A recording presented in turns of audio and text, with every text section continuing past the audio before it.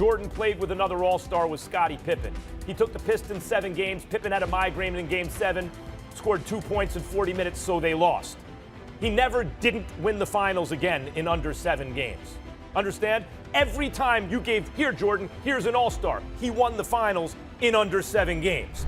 Last time I checked, the game of basketball was a team sport. This is not boxing.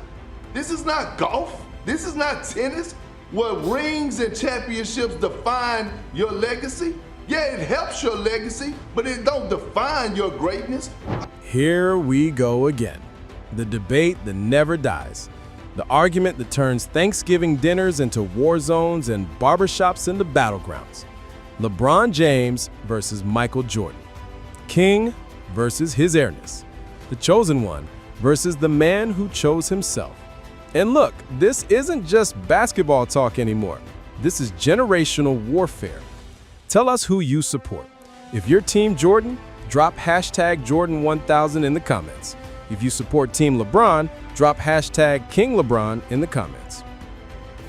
LeBron versus Jordan isn't just a debate, it's a clash of generations. It's about what the audience is seeing, what they value, and what they believe greatness truly means in 2025. The stakes? Everything. Legacy, history, the very definition of the greatest to ever do it. So let's break it down. Let's step into the fire. Because Team LeBron is stacking his resume, while the Jordan faithful, they're holding their ground, unyielding, unshakable. 6 championships, 6 Finals MVPs for every single one. Perfect record when it mattered most. 0 losses on the biggest stage. Peak is Jordan, and I don't see where LeBron's going to elevate his peak over Jordan's.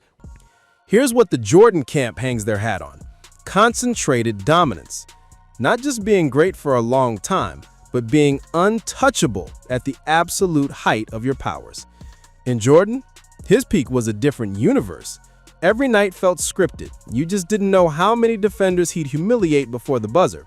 6 finals, 6 rings, 6 finals MVPs, no game 7s, no cracks. Just perfection on repeat. When we talk about greatest, guys, I don't think we just mean add up all the win shares by the end of the career and who's worth more wins. About a guy who's prime, who concentrated the highest level of performance over a significant number of years. When they were at their best. The numbers are insane. 10 scoring titles, 5 MVPs, Defensive Player of the Year, 9 all-defensive first teams. The man was a two-way terror who made grown men question their life choices on a nightly basis. And here's the killer argument the Jordan supporters always come back to. I'm thinking about the scoring championships of Michael Jordan, the NBA championships of Michael Jordan, the killer instinct that was Michael Jordan. All of those things come into consideration for me. Think about that. Give MJ a legitimate co-star, and he's winning in 5 or 6 games. Dominant, ruthless, inevitable. Stephen A. Smith, who's seen it all, covered it all, lived through both eras, put it this way. The killer instinct. That's the intangible the Jordan believers worship. The stone-cold assassin mentality. The I took it personally energy that became a meme because it was that real. Jordan didn't just want to beat you. He wanted to break you, embarrass you, make sure you never forgot who was superior. Now hold up. Because this isn't a coronation. This is a debate. And the LeBron camp has ammunition too. 4 championships, 4 finals MVPs, 4 regular season MVPs. And at age 36, when most superstars are riding the bench or doing commentary, LeBron is still playing at an elite level, still dominating, still controlling games.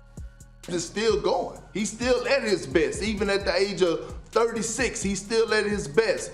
Career longevity matters. Sustained excellence over 2 decades matters. LeBron has been to 10 NBA Finals. 10! He dragged lottery teams to championship rounds. He's played elite defense, run offenses like a point guard, scored like a 2 guard, and rebounded like a power forward. Few players in history have done so much for so long at such a high level. LeBron's already got the career argument. It's either him or Kareem, and I think for in the pros, in the NBA, considering how LeBron's still playing at his age, it's LeBron. Peak is Jordan. and I don't see where LeBron's going to elevate his peak over Jordan's. LeBron has been to 10 NBA Finals. 10! He didn't just ride superstar teams, he dragged lottery squads into championship rounds. He's played elite defense, run offenses like a point guard, scored like a two guard, and rebounded like a power forward.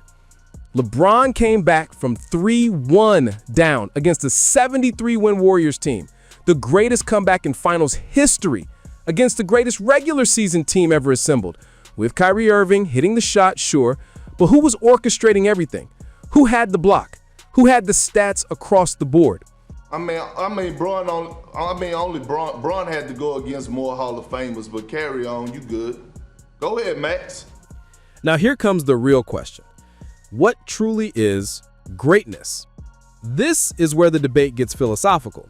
What are we actually measuring? Peak performance? Jordan wins.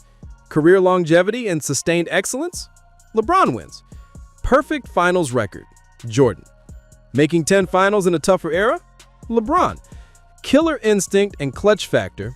Jordan. Versatility and all-around game? LeBron.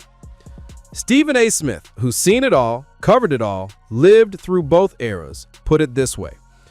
This is about your personal preference, what you value in greatness. And look, nobody's questioning LeBron's place in history. He's on the Mount Rushmore of basketball, one of the top 4 players to ever touch a basketball.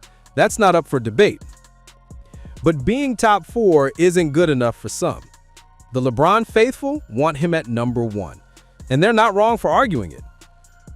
Context is everything here. LeBron's finals losses? They need to be examined under a microscope. That 2007 finals against the Spurs? He was playing with a supporting cast that had no business being there. The 2014 Spurs series, that San Antonio team was a well-oiled machine executing at the highest level. And losing to Kevin Durant and the Golden State Warriors?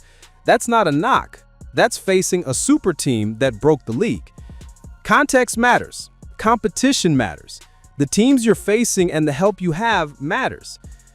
Here's what's frustrating for the LeBron camp. No matter what he accomplishes, the standard changes.